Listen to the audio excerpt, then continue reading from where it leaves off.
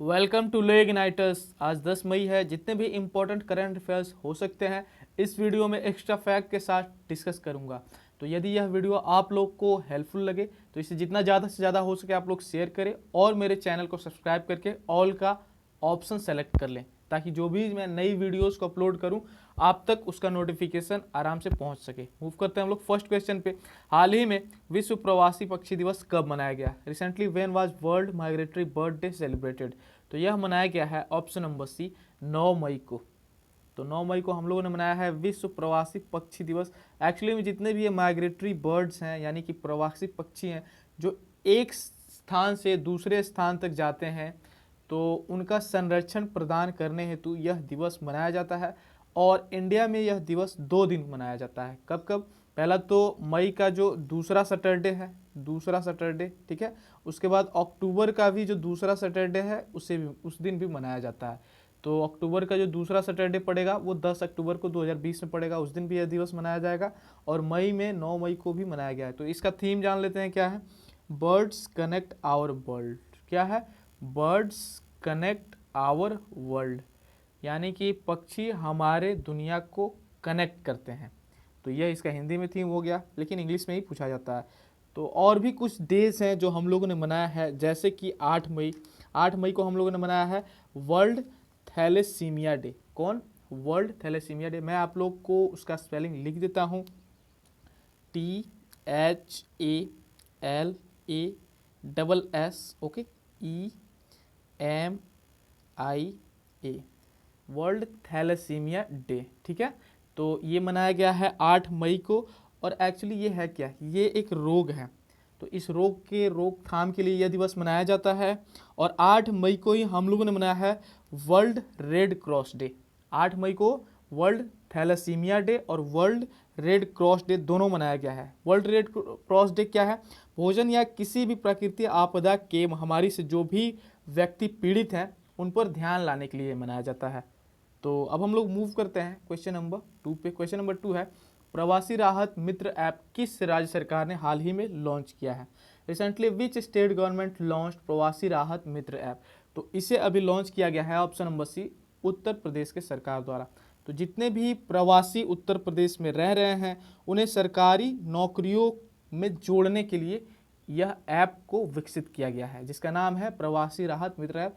तो यूपी का कैपिटल कहाँ है? लखनऊ है, गोमती नदी के किनारे है, ओके।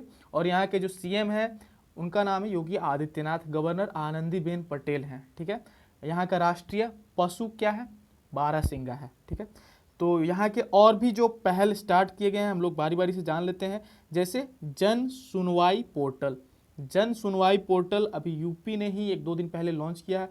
उसमें जितने भी यूपी के रेजिडेंट्स जो हैं यानी कि जो भी नागरिक हैं यूपी के, भारत के किसी भी कोने में हैं, उन्हें इस पोर्टल पर रजिस्टर करना है जिसका नाम है जन सुनवाई पोर्टल।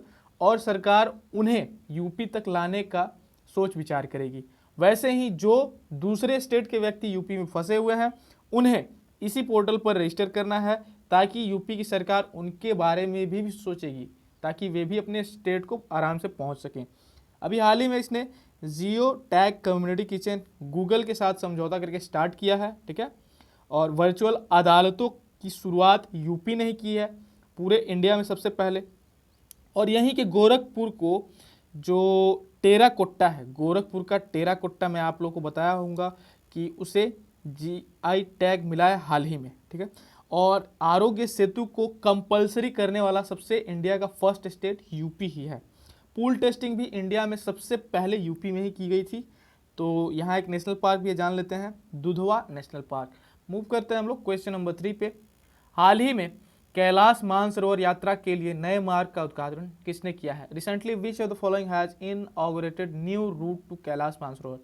तो इसका अभी नए मार्ग का उद्घाटन किया है option number C Rajnath Singh ने। ये हमारे डिफेंस मिनिस्टर यानी कि रक्षा मंत्री हैं और इनका चुनाव क्षेत्र कहाँ है? वो है लखनऊ।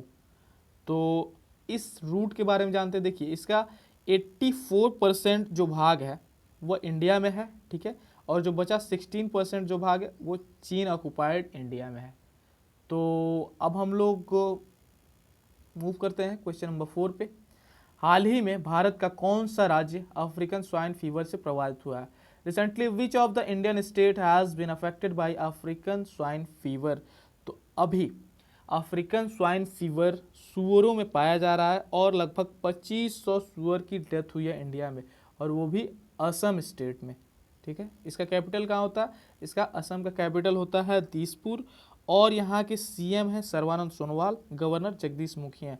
कुछ नेशनल पार्क है, कौन कौन नेशनल पार्क है? जैसे काजीरंगा नेशनल पार्क है, मानस नेशनल पार्क है, ओके, उसके बाद नमेरी, ठीक है, फिर डिब्रू सेखू, ओके, और उसके बाद एक और है, उसका नाम है ओरंग।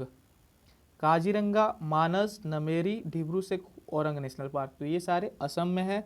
और असम ने ही अभी हाल में अंबुबाची मेला को रद्द किया है कोविड-19 के कारण। और इसी तरीके से यहाँ के ही सरकार ने स्टूडेंट्स के लिए रेडियो प्रोग्राम शुरू किया था जिसका नाम था प्रज्ञा, याद आ रहा होगा आप लोग को। उसी तरीके से राजस्थान ने एक इसी टाइप का रेडियो प्रोग्राम शुरू किया था, ई स्माइल नाम था। और एमपी ने भी एक रेडियो स्कूल प्रोग्राम शुरू किया था जिसका नाम है रेडियो स्कूल। तो अब हम लोग मूव करते हैं क्वेश्चन नंबर 5 की तरफ। पाकिस्तानी वायुसेना में पायलट के रूप में नियुक्त होने वाले सबसे पहले हिंदू कौन है? What is the name of first Hindu to be a pilot in Pakistan air force? तो उनका नाम है ऑप्शन नंबर सी, राहुल देव।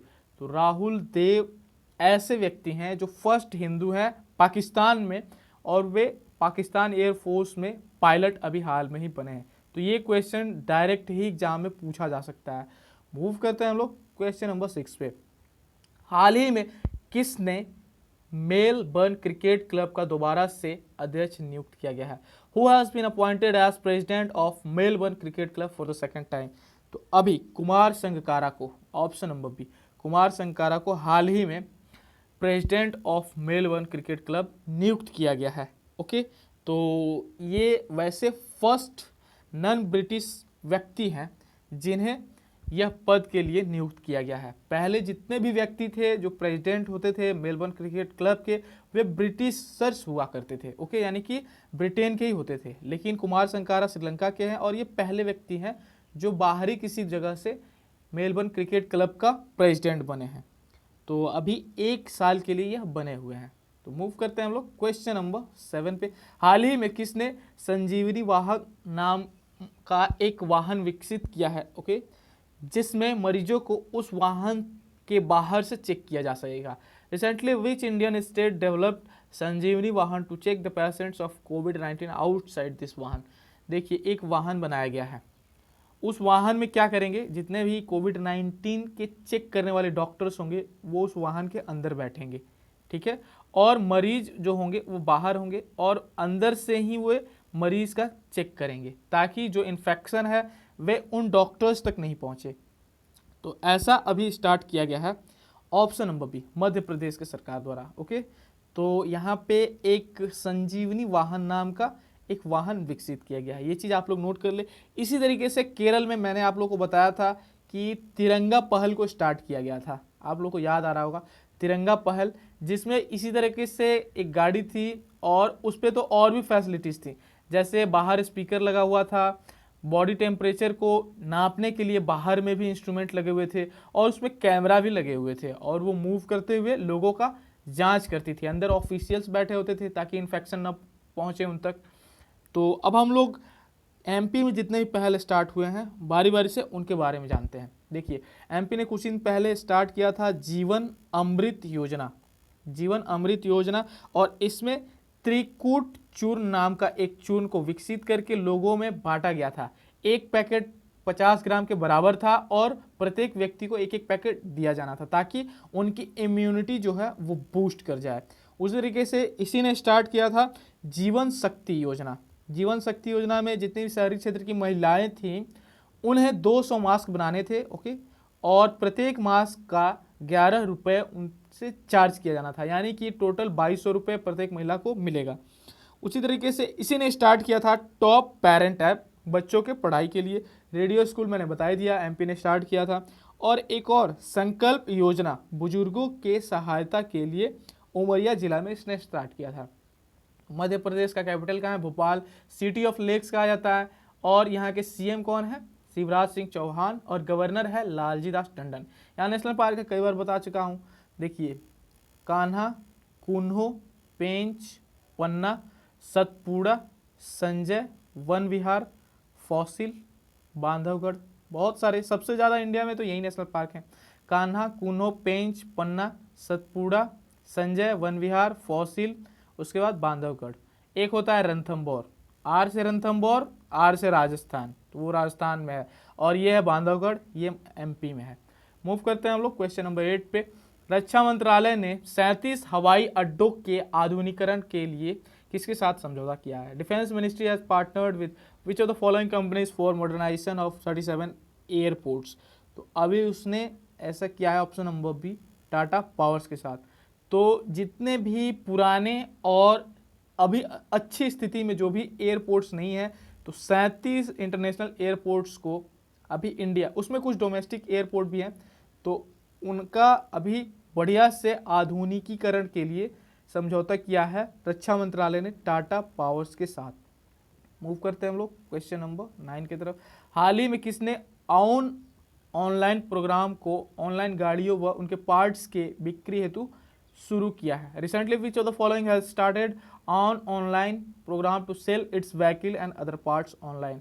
अभी कोरोना के कारण जितने भी जो व्यापार हैं अभी बंद हो चुके हैं, गाड़ियों की बिक्री बंद हो चुकी है, तो इसके लिए ऑप्शन नंबर सी, महिंद्रा ने एक ऑनलाइन प्रोग्राम शुरू किया है। इसमें होगा क्या कि आप इस वेबसाइट पे जाएंगे और आपको ऑनलाइन ही गाड़ियों के पार्ट और पुर्जे और स्वतः गाड़ियां भी, यानी कि आपको अगर गाड़ी खरीदनी है तो वो भी सप्लाई करेगा महिंद्रा। तो स्टार्ट किया गया है ऑप्शन नंबर सी के द्वारा। मूव करते हैं क्वेश्चन नंबर 10 पे। हाल ही में किस देश ने अपने मुद्रा को बदलने की घोषणा की है? Recently which country has decided to change its currency due to its low market value. देखिए इसका जो मार्केट वैल्यू था 60% कम हो चुका था। स्टार्ट किया गया है ऑप्शन नंबर ए, ईरान के द्वारा। ठीक है, ईरान ने अभी हाल ही में ऐसा घोषणा किया है कि वह अपने करेंसी, यानी कि उसका अभी करेंसी जो नॉर्मल करेंसी था वह था रियाल, ओके, और उसे अब चेंज करके यह कर देगा तोमान। आप लोग याद कर ले, ये भी डायरेक्ट क्वेश्चन में आ सकता है।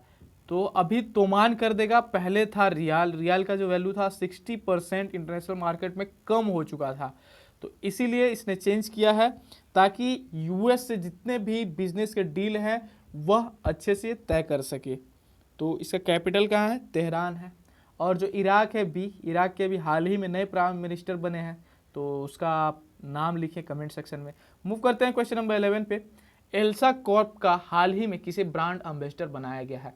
Who is new brand ambassador of Elsa Corp appointed recently? इस एल्सा का एक फुल फॉर्म है, देखिए क्या है, English language, okay, speech assistance, और कॉर्प का है कोऑपरेशन। क्या हुआ?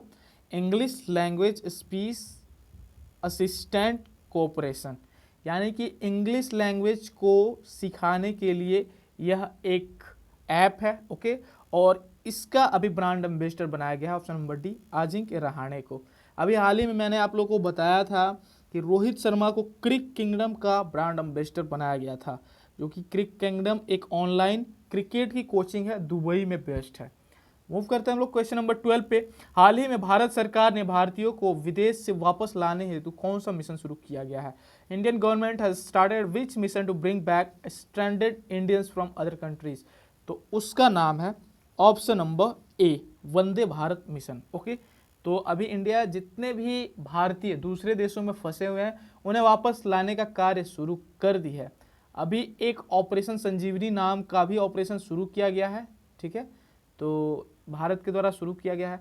मूव करते हैं हम लोग कल के प्रश्न की तरफ। कल का प्रश्न था, हाल ही में CSD कोविड ऐप किसने लॉन्च किया है जो कोविड-19 से संबंधित जानकारी प्रदान करेगा? तो ये चंडीगढ़ द्वारा शुरू किया गया था। आज का प्रश्न है, हाल ही में किस देश ने एक अंतरिक्ष rocket the long March 5B को सफलतापूर्वक लॉन्च किया है? इस क्वेश्चन का जो भी आंसर हो आप लोग कमेंट सेक्शन में लिखें, और मेरे इस चैनल ले इग्नाइटर्स को कृपया सपोर्ट करें। जो भी वीडियोस मैं अपलोड करता हूं, चाहे वो रीजनिंग की हो या फिर इस करंट अफेयर्स की, आप लोग पूरा उसे देखें और जितना ज़्यादा से ज़्यादा हो सके शेयर करें। Be safe and be helpful. Move करते हैं हम लोग तो थैंक यू, जय हिंद।